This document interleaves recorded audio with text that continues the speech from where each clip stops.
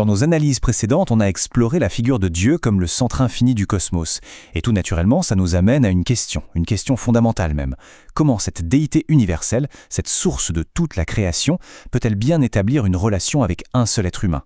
Aujourd'hui, on va se tourner vers l'intérieur pour examiner cette connexion, la plus intime qui soit. Voilà. C'est exactement là que se trouve la tension, le grand écart entre l'immensité cosmique et l'expérience profondément personnelle. Alors comment combler ce vide? Eh bien, le livre d'Urantia propose une réponse assez surprenante, qui ne se trouve pas dans l'immensité de l'espace, mais bien au cœur de l'être humain. Pour y voir plus clair, on va suivre un cheminement en 5 temps. On partira du cosmos pour descendre jusqu'à l'individu. De là, on plongera à l'intérieur pour découvrir cette fameuse présence divine, puis on verra comment l'esprit y répond et comment tout ça mène à une croissance, à une relation personnelle et vivante avec Dieu. Alors, commençons par la base, le fondement même de tout ça.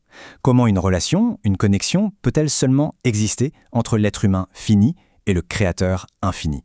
On se souvient de cette image d'une réalité cosmique, d'un Dieu comme source et centre de tout. Mais ce n'est que la première pièce du puzzle, car cette source, elle n'est pas juste lointaine, passive, c'est aussi une origine très personnelle. Et c'est là qu'on touche à un point absolument central du livre, la personnalité. Elle n'est pas vue comme un simple hasard de l'évolution ou le fruit de processus matériels. Non, elle est présentée comme un don, un cadeau direct et intentionnel du Père universel. C'est cet acte qui établit le tout premier contact. Du coup, l'idée est simple. Si notre personnalité vient directement de Dieu, alors il existe un lien inné, un lien direct, indestructible, entre chaque être humain et sa source. Ce n'est donc pas quelque chose à construire de zéro, c'est une réalité préexistante à redécouvrir. Très bien, mais concrètement, comment ça se manifeste, cette connexion? Eh bien, le concept de Dieu cesse d'être une idée purement extérieure. Il devient une réalité intérieure, une présence. Et là, le livre opère un pivotement assez radical dans la perspective. La quête ne se fait plus en levant les yeux au ciel, vers l'immensité de l'espace. Elle se fait en regardant à l'intérieur, dans l'intimité de la conscience humaine. Et voici le mécanisme qui est proposé pour expliquer cette intimité. Ce que le livre nomme l'ajusteur de pensée. Ce n'est pas juste une vague influence ou une métaphore. C'est décrit comme un véritable fragment de Dieu, une part réelle de la déité qui réside en permanence dans l'esprit. Il agirait comme une sorte de boussole intérieure, un guide silencieux. C'est lui, le pont direct entre le fini et l'infini.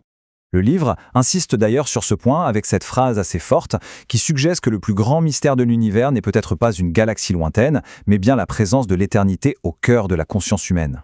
On voit bien comment ça change toute la perspective. La quête spirituelle ne serait plus la recherche d'un Dieu distant, mais plutôt un dialogue, une communion avec la présence qui est déjà là, au plus profond de soi.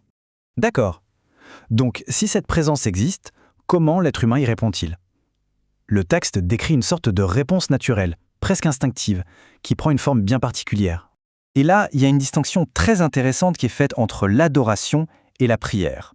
L'adoration est présentée comme l'acte spirituel le plus pur. C'est simplement reconnaître Dieu pour ce qu'il est, sans rien demander, sans rien attendre en retour. C'est la réponse de l'âme à la présence qu'elle ressente. Ce qui est fascinant, c'est que l'adoration n'est pas vue comme un simple acte religieux isolé. Elle est mise sur le même plan que deux autres réponses fondamentales de l'esprit face à la réalité, la logique scientifique qui cherche les causes et le sens du devoir qui discerne le bien du mal. L'adoration serait la reconnaissance de la dimension spirituelle de tout ce qui existe. Bien sûr, cette relation avec la présence divine intérieure n'est pas quelque chose de figé. Au contraire, elle est décrite comme un processus dynamique, une véritable croissance qui évolue tout au long de la vie. Le livre trace même une sorte de parcours de la conscience en 3 grandes étapes.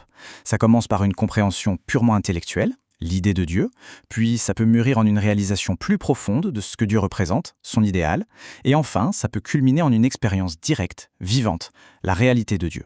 Mais, et c'est un point absolument crucial, rien de tout ça n'est automatique ou forcé. Tout ce développement spirituel repose entièrement sur le libre arbitre, sur les choix personnels et conscients de l'individu. Cette citation vient vraiment appuyer cette idée de responsabilité personnelle. Elle dit en substance que l'intensité de cette expérience spirituelle dépend directement des désirs et de l'orientation choisis par l'individu lui-même. Bon, maintenant, essayons de rassembler toutes ces pièces du puzzle.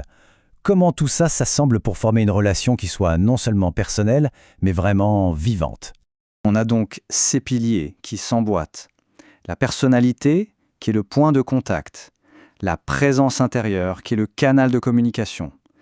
l'adoration qui est la réponse naturelle, la croissance spirituelle qui est le chemin qui s'ouvre, et au centre de tout, le libre arbitre qui est le moteur de l'ensemble.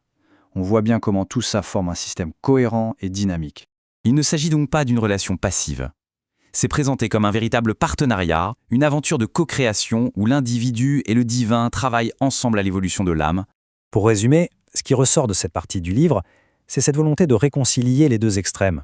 Le Dieu du cosmos, immense et universel, est aussi le Dieu le plus intime, le plus personnellement présent en chacun. Et ça nous laisse avec une pensée assez puissante finalement. Le plus grand des voyages pour trouver Dieu ne consisterait pas à traverser les galaxies, mais plutôt à explorer le paysage intérieur de sa propre âme, à la découverte de cette présence qui y réside déjà. Maintenant qu'on a exploré cette relation intime entre le Père et l'individu, notre prochaine analyse nous portera tout naturellement vers la deuxième personne de la déité, le Fils éternel. On se penchera sur son identité, sa nature et ses attributs uniques. À très bientôt!